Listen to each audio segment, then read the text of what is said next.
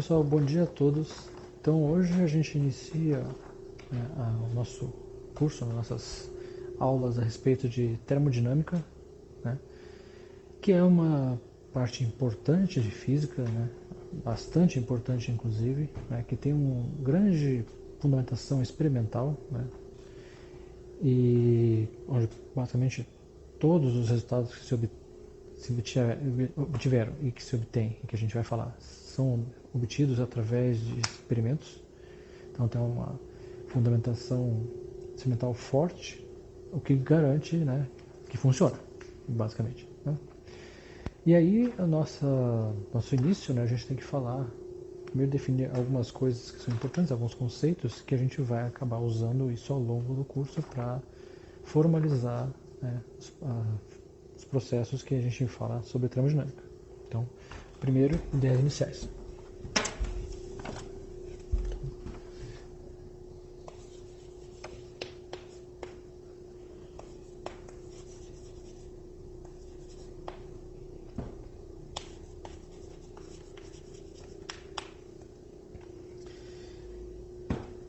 Bom, então, primeiro, qual que é do que trata, qual é que é o campo de estudo de termodinâmica?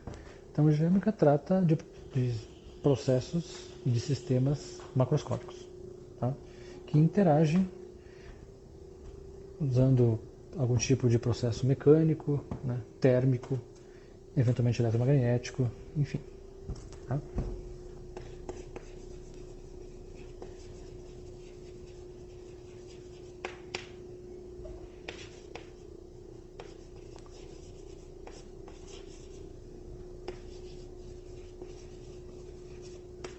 Então,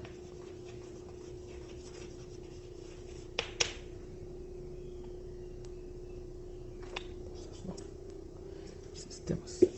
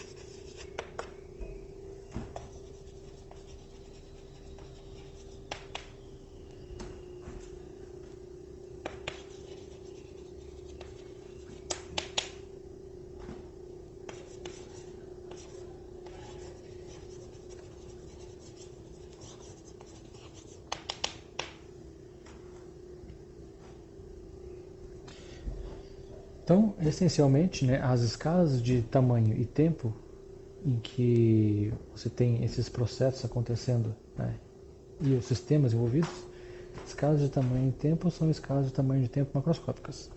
Tá? De modo que, pensando em, por exemplo, em escala de tempo, né, a escala de tempo que você está investigando com termodinâmica é maior do que qualquer escala de tempo microscópica que exista dentro do teu material.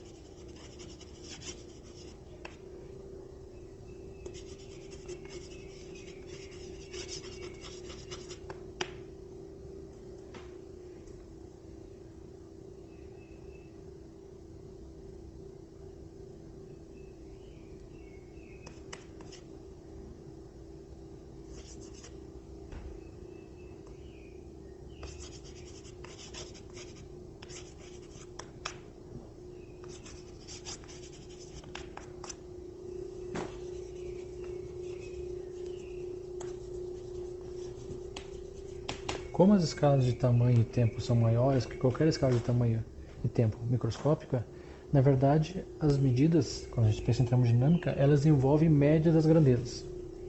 E aí, como pensando em termos de média de grandezas, né, aquelas grandezas que têm médias maiores são aquelas que são observadas macroscopicamente.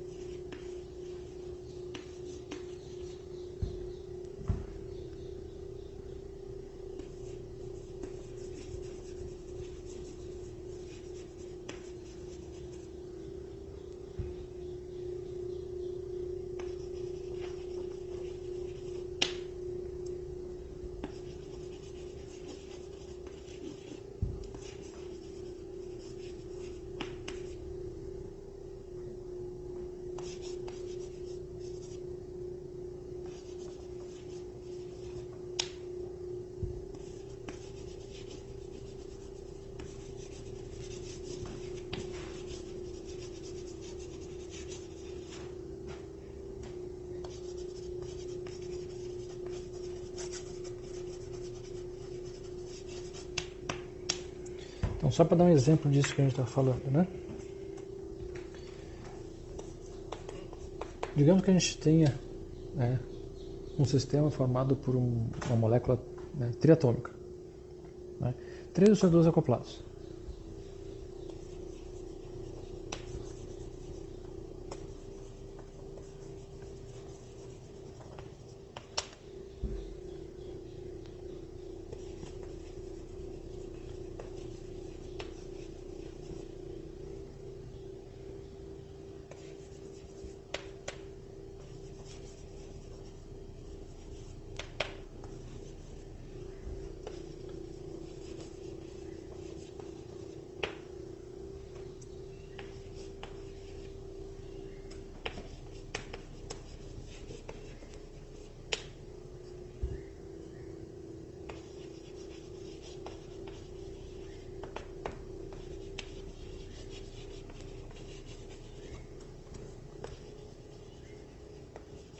Então, para simplificar, vamos pensar aqui que é um sistema unidimensional, né? Então, basicamente, a gente tem 3 massinhas e molinhas grudando esses osciladores.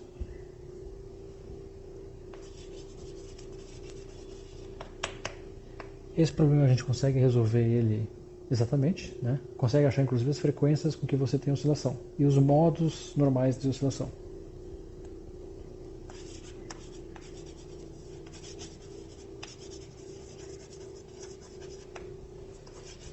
Isso é um problema que você resolve, por exemplo, em clássica 1 ou em clássica 2.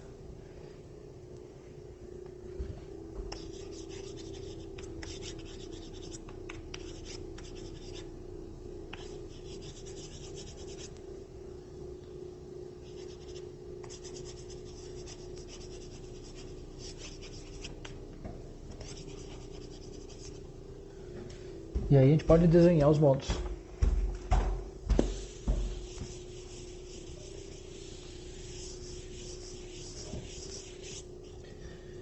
Então, a gente tem um modo que a gente chama de modo simétrico. Nesse modo simétrico, né, os átomos, eles, se a gente pensar aqui assim, né, eles se movem em fase. Então,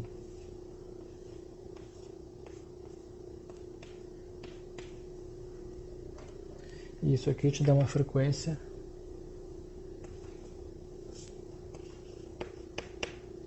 basicamente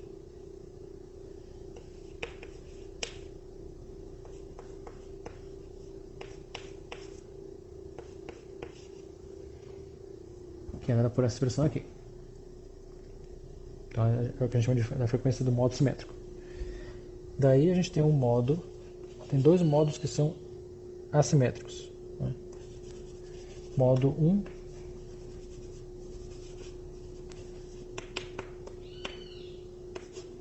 e modo 2. No modo 1, e aí aqui a gente tem, né, um comprimento, uma coisa que eu já vou falar sobre o que é isso aqui, né? Então, no modo 2, a gente tem uma das bolinhas fica parada, a bolinha central, e as outras duas se movem uma contra a outra. E aí a gente tem uma coisa que é mais ou menos assim. É como se aqui fosse um nó. Então, um para um lado e o outro para o outro. E isso tem uma frequência ômega 2 que é maior do que a frequência ômega 1.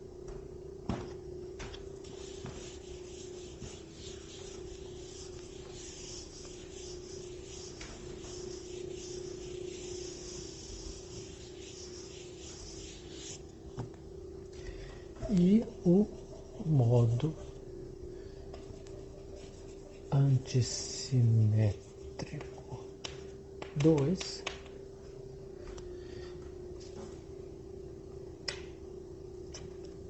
em que você tem uma das bolinhas se move contra a outra.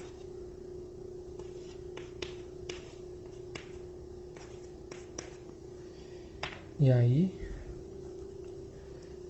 vai contra. Então, alguma coisa assim.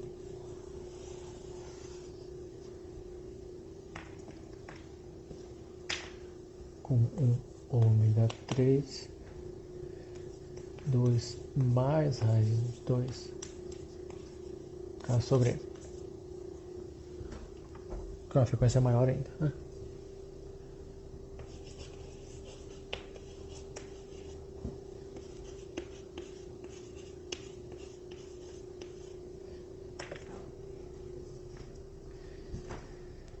Como as frequências ômega 1 é menor que ômega 2, menor que ômega 3, então períodos correspondentes são T1 maior que T2 maior que T3. Então, em termos de escala de tempo, né, o maior tempo é o que envolve esse modo aqui. E as medidas termodinâmicas são feitas numa escala de tempo maior, que é maior ainda que essa. Consequentemente, quando você faz a medida, quem é que se sobressai? Esse modo, o modo simétrico. Esse modo, que tem maior frequência e tem maior período, é o modo que também tem o maior comprimento de onda, né? Então, essa coisa aqui é para indicar o comprimento de onda do negócio. Então, a gente vai ter aqui como se fosse um nó, né? Então, a gente tem aqui algo do tipo uma oscilação, né? Aqui um comprimento de onda, aqui meio, e ali eventualmente talvez um quarto de comprimento de onda, né, entre um e o próximo, de modo que você tenha uma oscilação completa.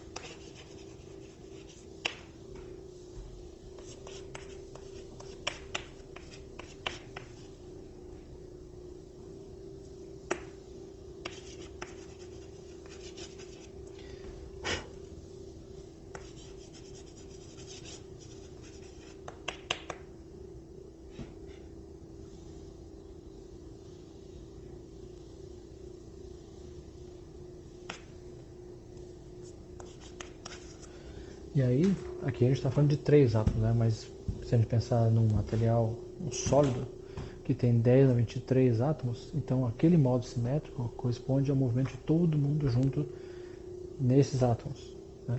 De modo que esse tempo, esse período, é o período que vai se manifestar macroscopicamente. E o comprimento de onda, que essencialmente vai ser o comprimento de onda de todo mundo oscilando, ou seja, isso vai dar, na verdade, essa medida macroscópica vai te dar o que a gente chama de comprimento do material. Ou, pensando nas 3 dimensões, vai dar volume. Então, o que a gente chama de volume nada mais é do que o modo simétrico, né? O comprimento de onda associado com o modo simétrico.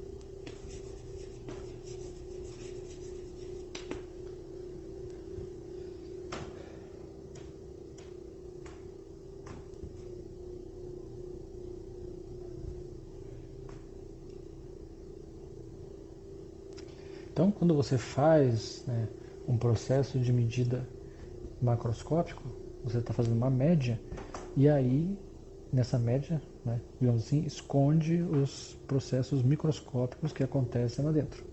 Tá?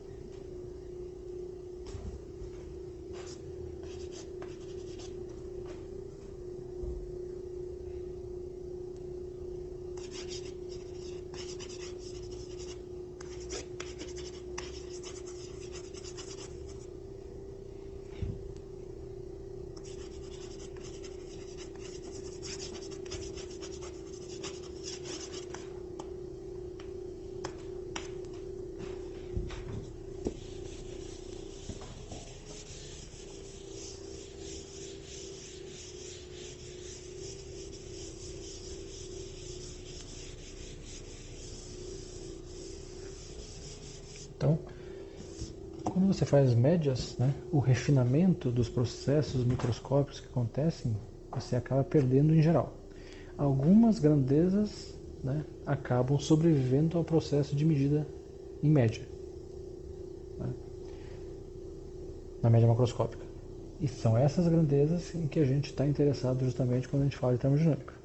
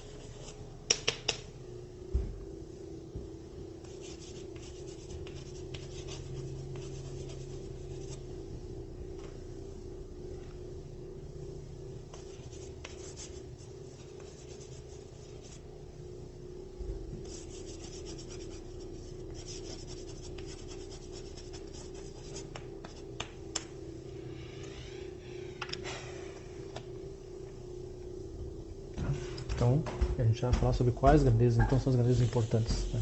As que sobrevivem quando você faz médias estatísticas a respeito de algumas grandezas sobre os processos, né, microscópicos. Então, alguns conceitos importantes.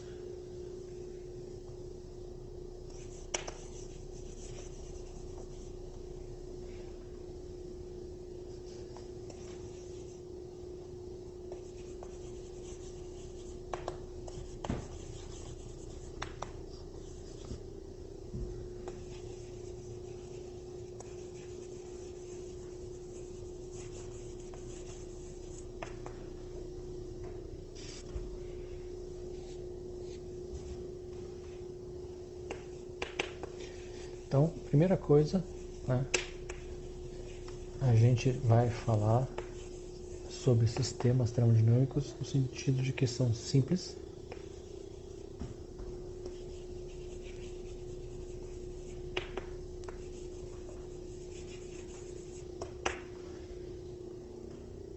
macroscopicamente homogêneos,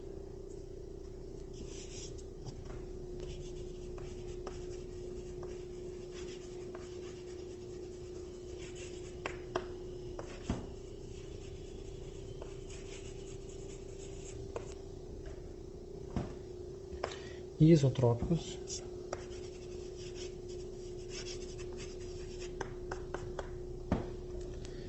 sem carga,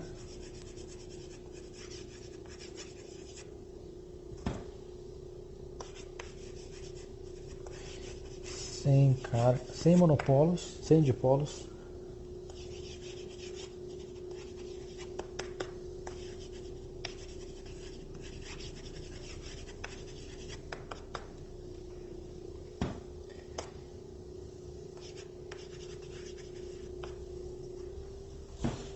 e aí a gente também sem algum campo elétrico ou magnético aplicado externamente.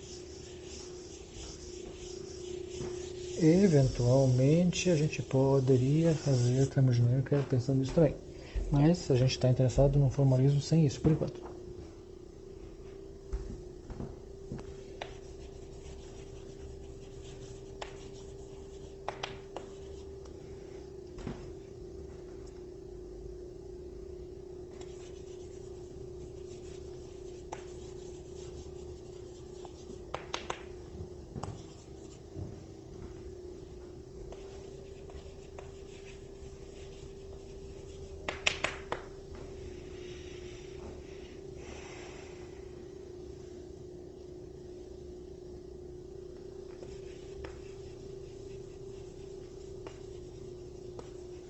Então, esses sistemas têm um certo volume V, né, e uma composição química definida.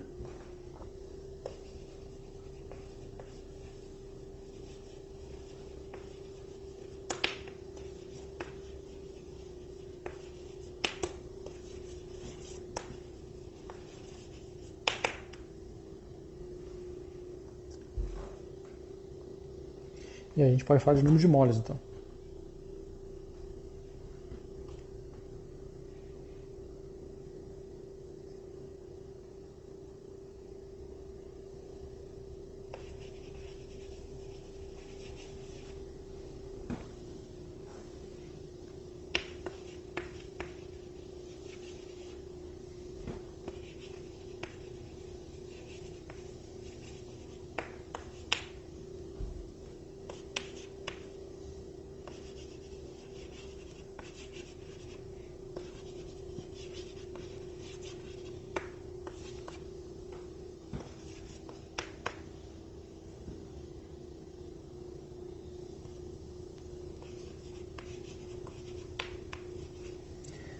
E aí, né, se a gente tem R componentes, então vai ter N1 moles da primeira, N2 moles da segunda, e assim vai, né, até NR moles da Résima, né?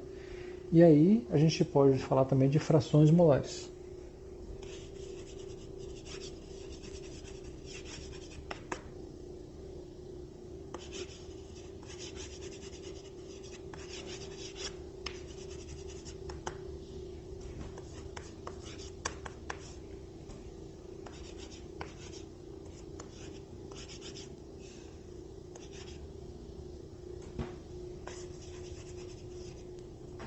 Então, NJ dividido pela soma do número de moles de todos os componentes, né? Isso vai te dar a fração molar da componente J.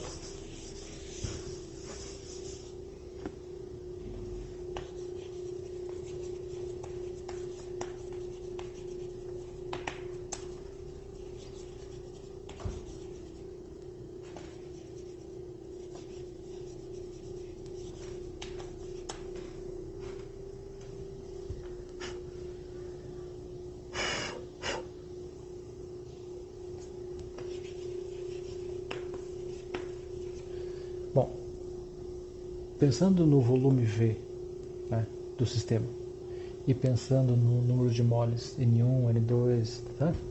Né, essas variáveis, né, elas têm uma propriedade importante. Se você pega um dado sistema que tem um volume V1 e número de moles N1, N2, N3 para o sistema 1 e combina isso com outro sistema que tem um outro volume V2 e número de moles N1, N2, N3 para o sistema 2, né? O sistema composto tem um volume que é a soma dos dois volumes e tem um número de partículas, né, número de moles, que é a soma do número de moles de cada fração, cada tipo de molécula individualmente.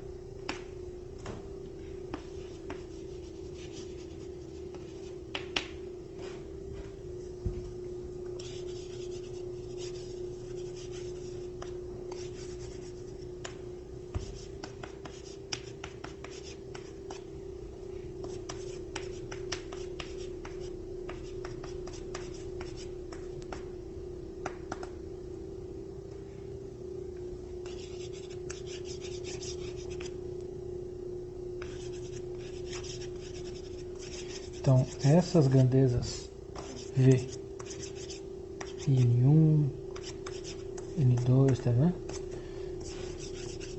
São o que a gente chama de grandezas aditivas, né? Elas são aditivas e são grandezas extensivas.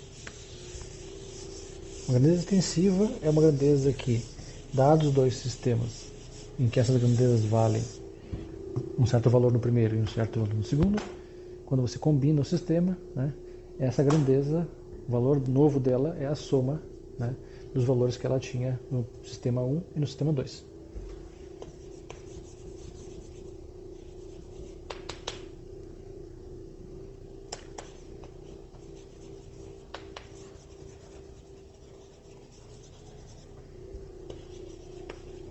Nem todas as grandezas são extensivas.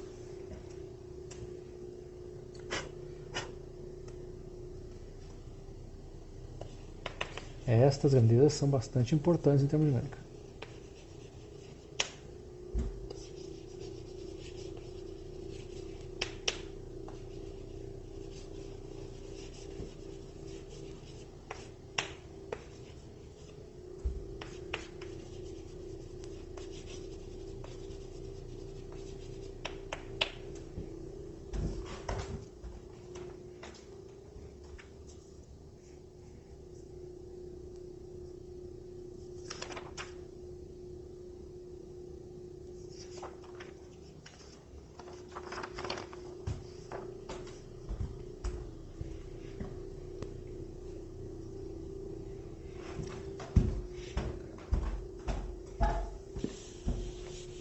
Então a gente tem aqui já dois parâmetros que são importantes, que são volume, né, e número de partículas, número de moles. Uma outra grandeza importante tem a ver com a possibilidade de interação entre um sistema, partículas de um sistema, e meio externo.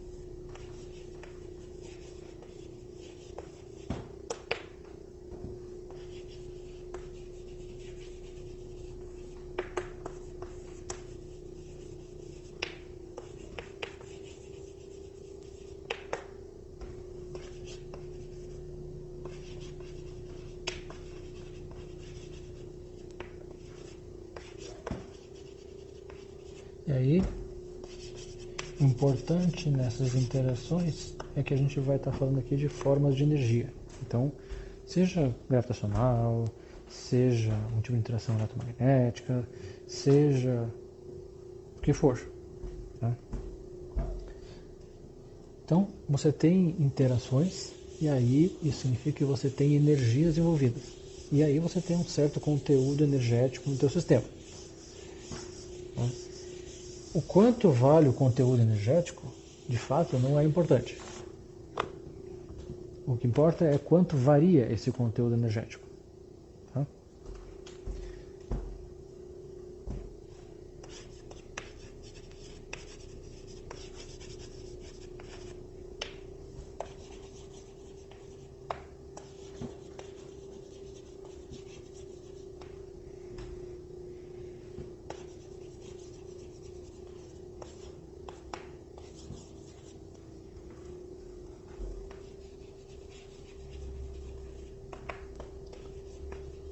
Porque a energia interna do sistema, na verdade, é uma diferença de energia entre o valor da energia que ele tem e um certo valor de referência, né, que você arbitra do jeito como você quiser. O que importa é quanto varia esse conteúdo energético do sistema.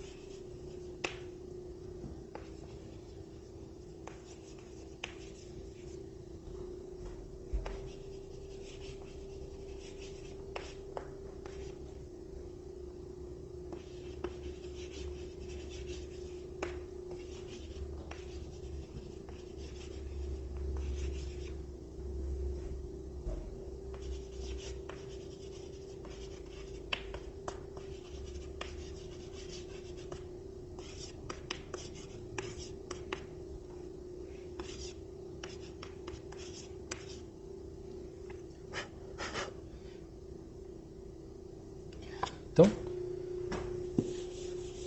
dado um certo sistema, né, você define a situação em que seria a tua situação de referência, né, que daí vai ter uma energia U0, e a partir dessa energia U0 você mede as variações, e você chama isso de energia interna. Tá?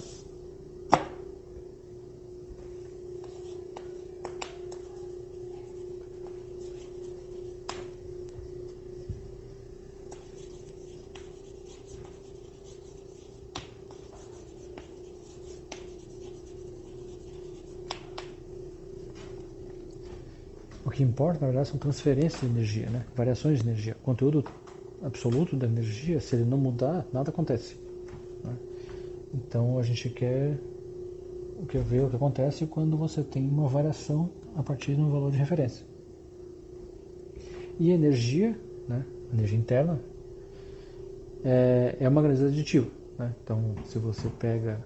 Então, ela é uma grandeza extensiva. Se você pega dois sistemas, sistema 1 com uma energia interna U1 e um sistema 2 com energia interna U2, o sistema composto, a energia interna é a soma dessas energias 1 e 2.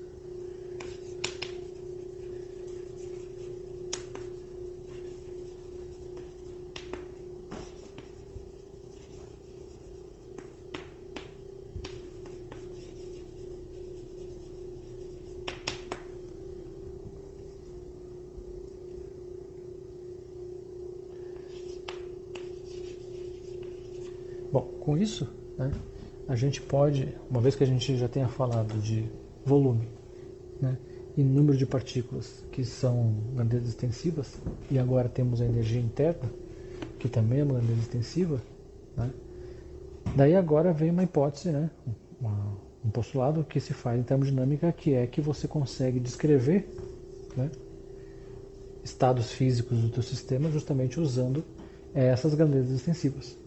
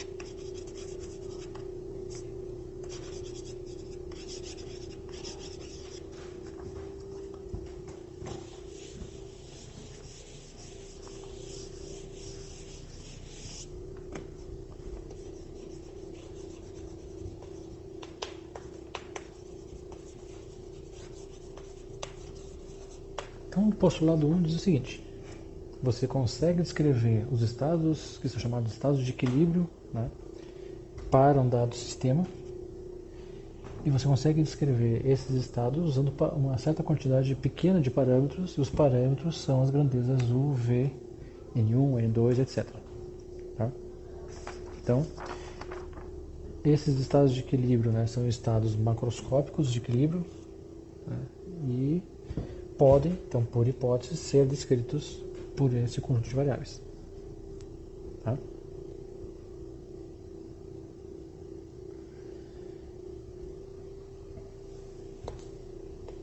Existem estados de equilíbrio e existem estados de não equilíbrio. Então pode ser que os sistemas, né, não estejam em estados de equilíbrio, estejam em estados de não equilíbrio. Por exemplo, você pega, põe açúcar no café e mexe, né? Ou põe leite no café e mexe. Então logo você colocou o leite ou o açúcar e mexeu, né, o sistema é um sistema termodinâmico, mas não está em equilíbrio. Então a descrição desse sistema, né, é um pouco bem mais complicado, né, por não estar em equilíbrio termodinâmico do que a descrição, né, de um sistema em equilíbrio. Então, por exemplo, se você esperar isso que você acabou de fazer, o café com leite mexer, esperar um certo tempo, né, suficientemente longo, as coisas vão se assentar e aí você vai estar, né, num processo, ou vai estar num estado em que você vai estar num estado de equilíbrio. Tá?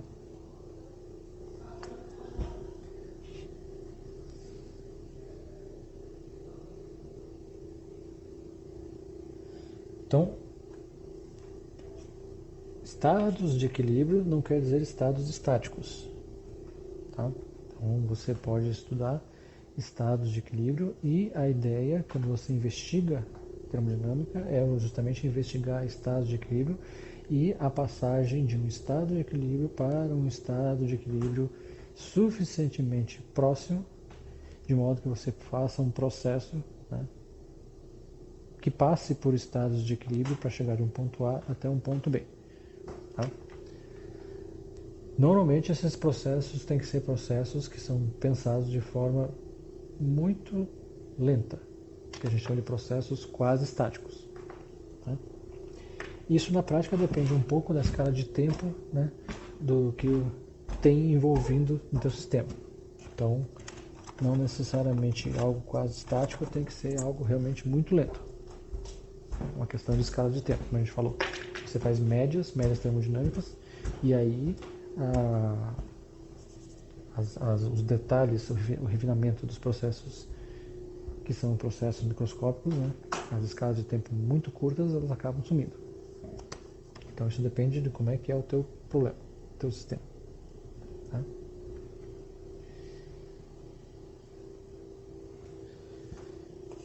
E aí, existem alguns tipos de transformações, só para a gente lembrar isso, né, que justamente envolvem passagem de um estado para um outro estado. Tá? Então, só para lembrar, né, primeira transformação, né, uma isotérmica.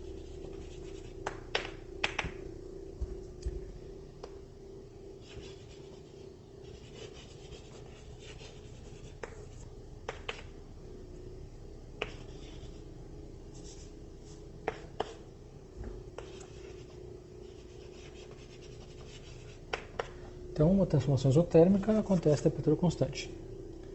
Daí a gente tem isobárica. Acontece com pressão P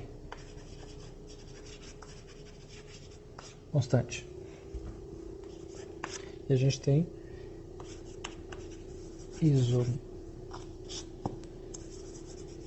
isométrica ou isocórica V constante. Tem mais uma que a gente já vai falar.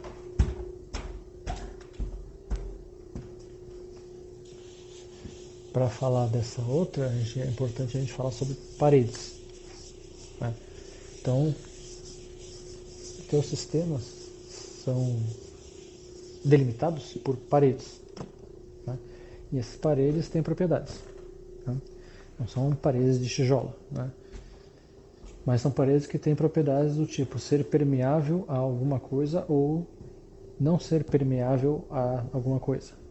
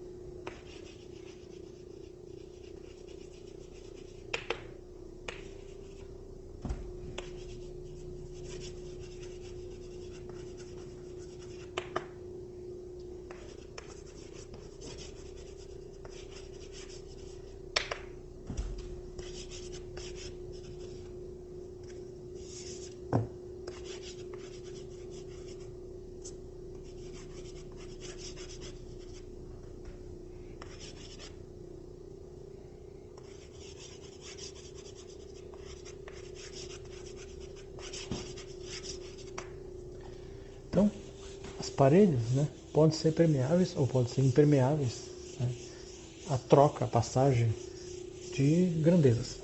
Então, a gente tem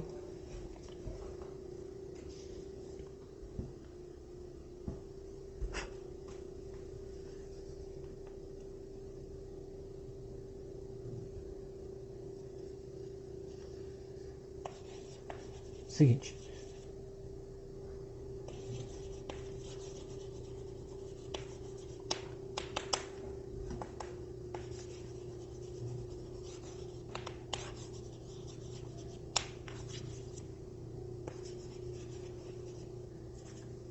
Uma parede diatérmica é uma parede, né, que permite troca de calor.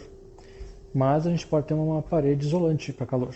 Então, é uma parede que não é, né, possível ocorrer transferência de calor. Essa parede é uma parede adiabática.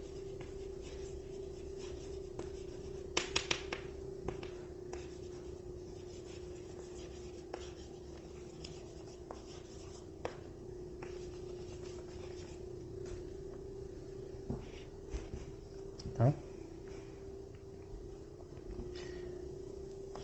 Então, com relação à troca de calor, a gente tem uma parede diatérmica ou uma parede adiabática. Né? Daí a gente pode ter uma parede que é permeável ou que permite troca de volume.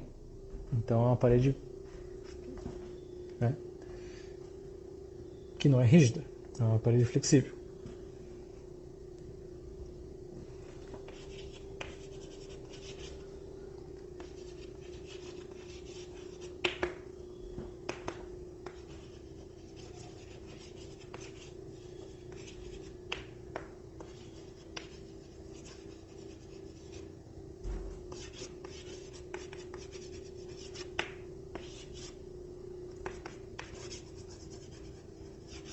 Então, por exemplo, né, um pistão é uma parede flexível. Tá?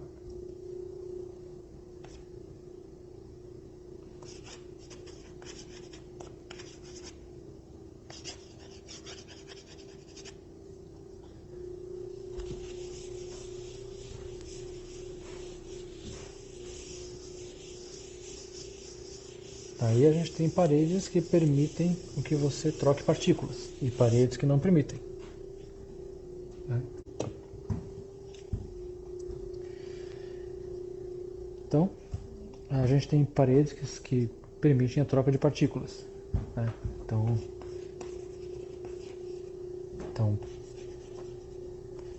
permeável a partículas, né? Então, permite troca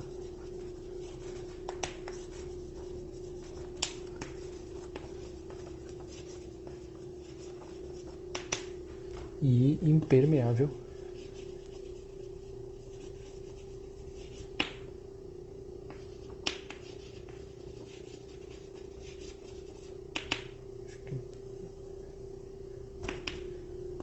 não permite troca.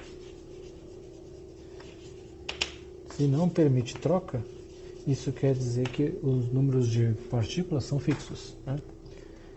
Aí a gente pode ter coisas combinadas, né? Por exemplo, a membrana celular. A membrana celular permite troca de algumas partículas e passagem, né? E não permite de outras. Então, a gente tem, né, que pode ser permeável a um tipo de partículas e impermeável a outro tipo. Aquilo que é impermeável mantém um número de partículas fixo, né? Se você tem uma parede que é adiabática, impede troca de calor, de modo que você vai ter, né, que a energia interna não varia. Quando é rígida, né? Quando a gente tem uma parede rígida, então a gente não tem troca de volume. Então o volume é fixo.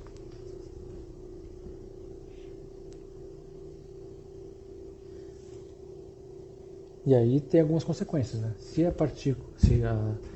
parede é rígida, de modo que não permite troca de volume, então quando você faz um processo com isso, é um processo do tipo isocórico ou isométrico, né? Se a parede é rígida, então no processo envolvendo esse sistema, ele é um processo que não transfere trabalho, tá?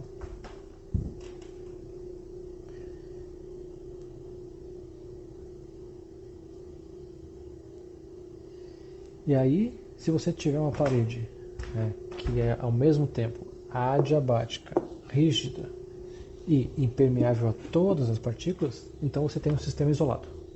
Nada entra dele e nada sai dele.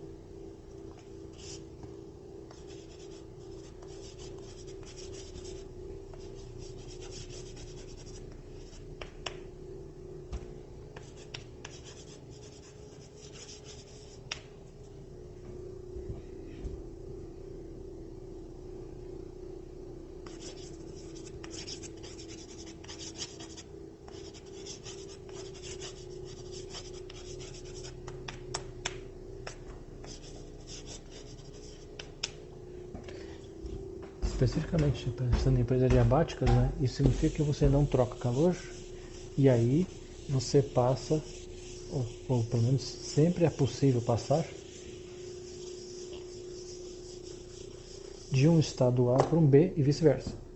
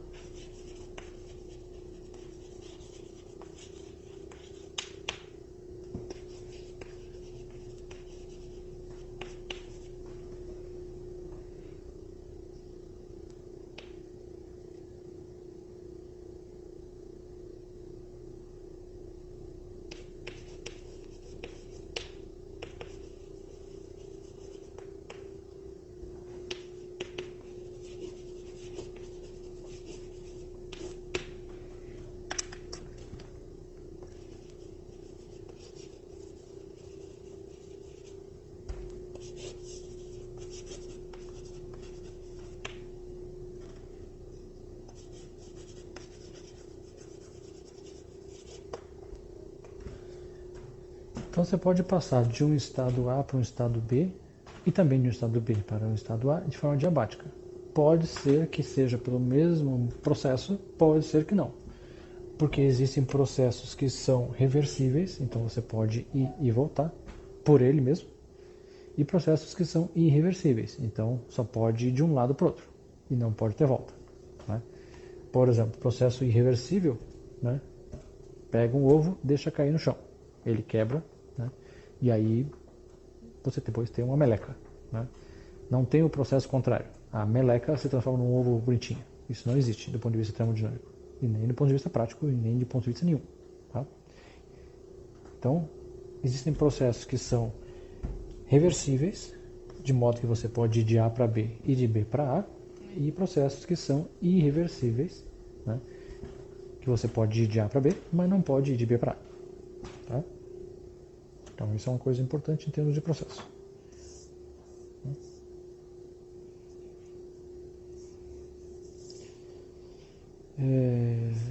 Certo?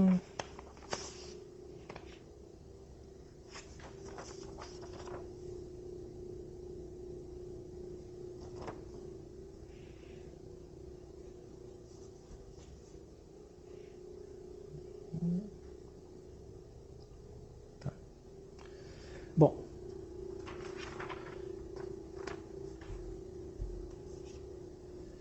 então, pensando nisso, né? Próximo passo que a gente vai falar isso então na próxima aula, né? É começar a estabelecer de forma matemática algumas coisas. Né? Então, a gente tem parâmetros que são energia interna, volume, número de partículas. Né? Por hipótese, esse conjunto de parâmetros permite descrever estados termodinâmicos de equilíbrio. Né? Permite descrever também a passagem de um estado termodinâmico para outro estado termodinâmico, desde que seja em processos de equilíbrio, né? Passando por estados de equilíbrio.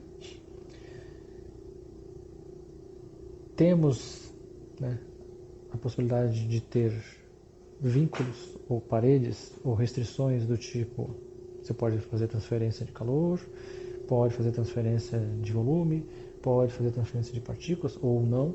Né? Isso então tem relação com o processo que você pode fazer. Né? E aí, pensando, né, em coisas que vocês já viram, a gente sabe que a gente pode fazer transferência de calor, né? E calor é uma forma de energia, e pode fazer transferência por meio de trabalho. Né? E isso envolve variação de volume. Então, o que a gente vai fazer na próxima aula? A gente tem que estabelecer uma relação, né, a respeito de, caso você faça uma variação em uma dessas coisas ou nas duas, né, o que acontece com o teu sistema, com a energia, com o conteúdo energético do sistema. Então, basicamente, na próxima aula, né, a gente está interessado em montar uma equaçãozinha que basicamente, né, vai ser aquilo que a gente vai chamar de primeira lei da termodinâmica, né, que é uma relação para a conservação de energia. Então a gente vai montar a forma básica, elementar dela, né? E depois, eventualmente, ampliar a validade dessa forma básica, né? E começar a falar um pouco mais específico, né, a respeito de realmente processos que envolvem a parte termodinâmica, né? Que envolve também um pouco de formalismo, definindo coisas que são importantes do ponto de vista do formalismo e termodinâmica. Tá? Então, próxima aula, a gente monta a primeira lei da termodinâmica, né? Que é que a gente chama de primeira lei da termodinâmica, e continua a partir daí. Tá? Então, pessoal, obrigado a todos. Né? Se curtiu, dá um joinha. Né? E aí a gente se vê na próxima aula.